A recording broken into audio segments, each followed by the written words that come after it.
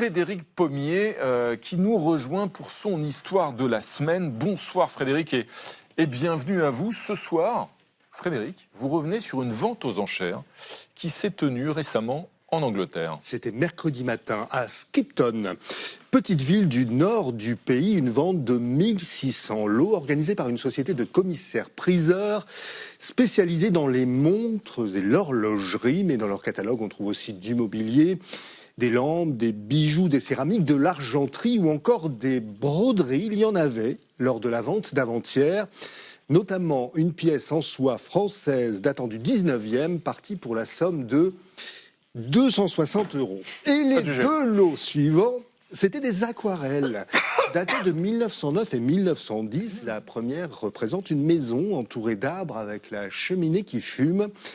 La seconde, l'église d'un village autrichien. C'est pas vilain. C'est ravissant. C'est bucolique. Mais bon, pas de quoi se pâmer non plus. Et puis l'essentiel n'est pas là, non, il est dans la signature. Ces deux petits tableaux, ils sont d'Adolf Hitler. Attribués à Adolf Hitler, qui avant de mener la triste carrière que l'on sait, se rêvait une carrière de peintre à 2 reprises. Il a même tenté d'entrer à l'école des Beaux-Arts. Les 2 fois, il s'est fait recaler. Mais il aurait produit entre 2000 et 3000 toiles, dont 800 seraient encore aujourd'hui en circulation, certaines se retrouvant parfois dans des ventes de ce genre. Rien ne l'interdit, dès lors qu'on n'y voit pas de signe nazi. Il est même arrivé que certaines soient adjugées à des prix faramineux, comme il y a 10 ans, à Nuremberg, ça ne s'invente pas. Un bouquet d'œillets peint par Hitler s'est vendu 73 000 €. Un château en Bavière peint par Hitler, 100 000 €. Et pour son tableau intitulé « La vieille mairie », un acheteur a déboursé 130 000 €. Mercredi, les 2 aquarelles n'ont pas atteint de telles sommes. La première s'est vendue 2 700 €, la seconde 3 000 €. Mais elles sont parties en seulement quelques secondes dans l'indifférence générale.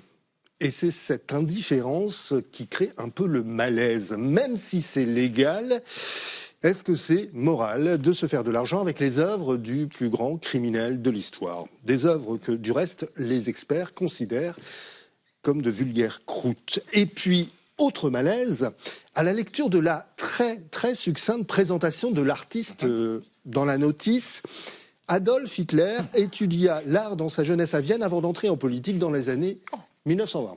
Oui. C'est pas faux. C'est incomplet. C'est pas faux.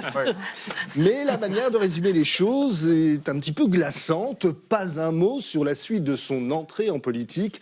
Rien sur les millions de morts que celle-ci a provoqué. L'histoire est effacée. On ne garde que l'anecdotique parce que ça, c'est un point de détail, que le Führer ait fait de la peinture. Mais on le sait, à travers le monde, restent des nostalgiques du régime nazi. Et même si la maison d'enchères refuse de donner l'identité des vendeurs et des acheteurs, on imagine que ces gens-là ne doivent pas détester les brassards rouges et les moustaches en brosse à dents. Et c'est ce marché-là, finalement, qu'on alimente. Chaque fois qu'on met en vente des tableaux d'Hitler, on ne s'adresse pas à des passionnés par l'art, on s'adresse à des passionnés par Hitler. D'ailleurs, on aurait exactement le même raisonnement si l'on trouvait un jour dans un catalogue d'enchères des sculptures de Pol Pot, des poteries de Staline, des pastels de Mao ou des macramés de Pinochet. Et puis, en regardant ces 2 aquarelles d'Hitler, on ne peut pas s'empêcher de penser que c'est quand même dommage qu'il n'ait pas été meilleur peintre, même un petit peu, dommage qu'il n'ait pas été admis aux Beaux-Arts, dommage qu'il n'ait pas eu le talent pour faire carrière dans ce domaine-là. Ça aurait peut-être changé le cours de l'histoire. C'est dommage, en effet. Merci Frédéric pour votre histoire de la semaine. Un dessin de Louison. Alors méfions-nous des croûtes, parce qu'à y regarder de plus près, cette petite tache en rappelle une autre. Merci Louison.